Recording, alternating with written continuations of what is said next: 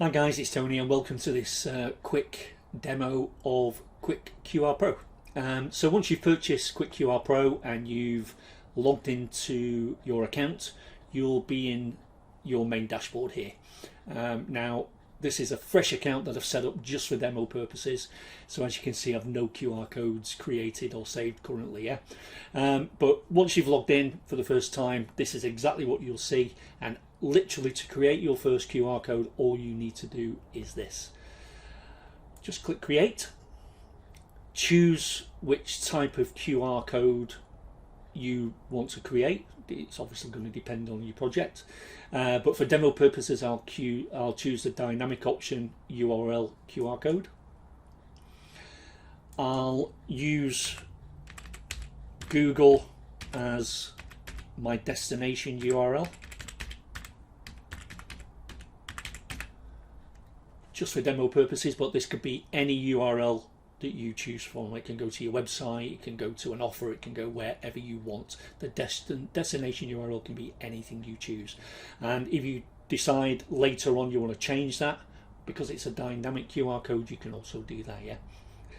So once you've entered your destination URL, just click next.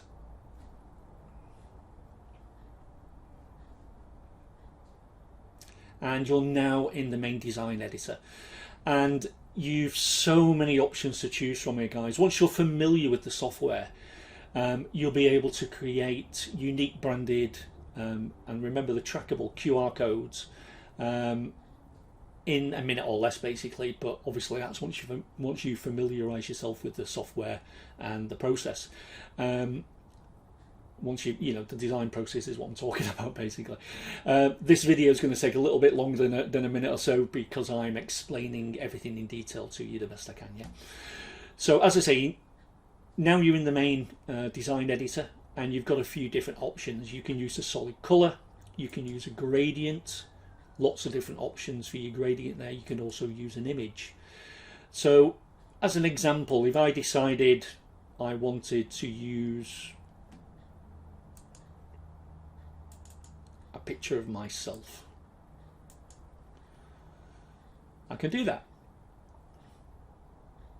and this can be obviously any picture of your choosing that can represent your business, yourself, your product, your service, whatever. And as you see, instantly you've got I've turned myself into a quite snazzy QR code. Let's say I don't want an image, so we'll remove that. Let's say I just want, you've obviously got the gradient option, and as you can see, the preview on the right hand side automatically updates as you're going through the design process. Obviously you've got the gradient option with all these options that you can use as well, or you can use a solid color. Now the software can generate color palettes for you, so you can randomize different color palettes and use one that you feel might be appropriate for your project. Or you can use a color picker. So let's say I wanted red, I can choose that and it'll update on the preview on the right hand side. Let's say I just want to go back to white, I can do that. And that's the same for, that's for the fill color. It's the same for the eye external color, same for the eye internal color, and same for the background. Obviously it depends whether you have the background enabled or not. If you disable it, again the preview is updated. It's not really made any difference on this because there's no color involved, but if you do enable it, you can then, let's say I want to make it red, I can do that. It'll update on the preview, and as you can see, looks pretty cool. But I'll turn that back to white for now. You can then select different modules, you can select different finders, you can select different finder dots. A better explanation of what these are you will find in the members area, guys. I'm not going to explain each one of these in detail right now because the demo video will be too long. But as you can see, you've got lots of different options to choose from regarding your modules, your finders and your finder dots.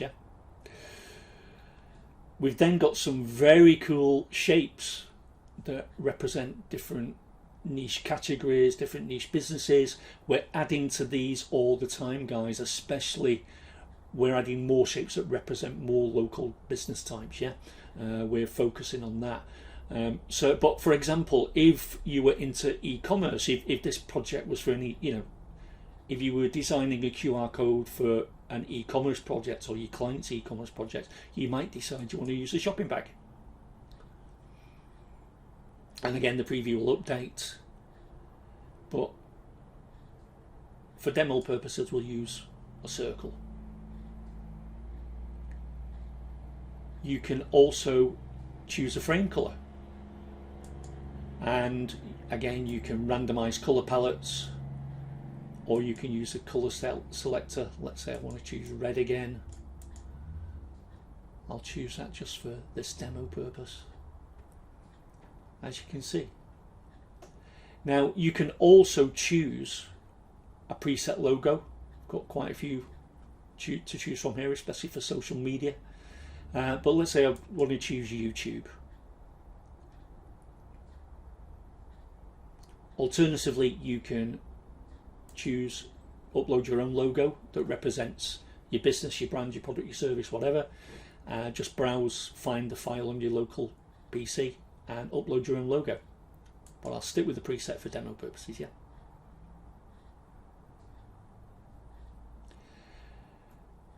Now you can have the logo background enabled or not. If you do, you can obviously choose the logo background color. If you don't, then it'll stay as is, yeah. Oh, sorry, it'll remove any background altogether. You can choose the background shape. We've currently got circle selected, but we can quite easily change that to a square.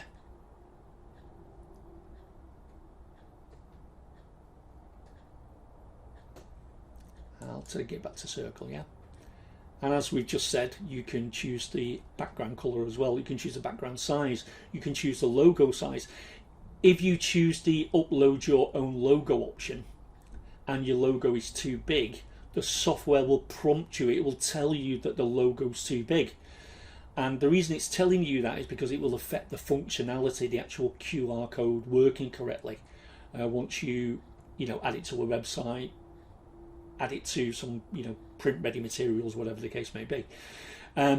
So that prompt is there so that you can then use the logo sizer and reduce the logo size if necessary, yeah. But I say you'll see that quite clear prompt saying your logo is too big, you need to reduce the size, else it'll affect functionality. The software will automatically prompt you to do that if that's the case. As it's not doing that in this instance, I know that the logo is the correct size. It's not going to affect the functionality.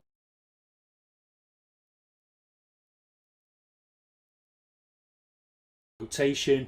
We've also got some very cool stickers that we're adding to as well. There'll be more available over time, but I'll choose the Scan Me or the Scan Me one for this demo purpose.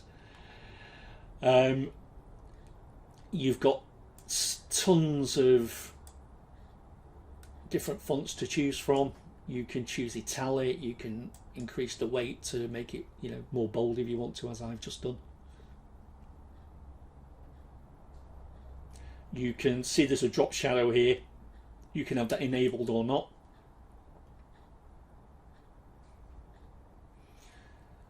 You can change the text to whatever you want. So I'll put visit my website, and you can have the text color whatever you want as well. So let's say I want to change the text to red, and let's say I want to change the text background color to black.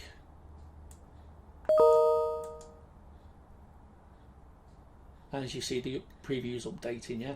And I think that looks pretty cool already, but you can adjust the text size if necessary, yeah.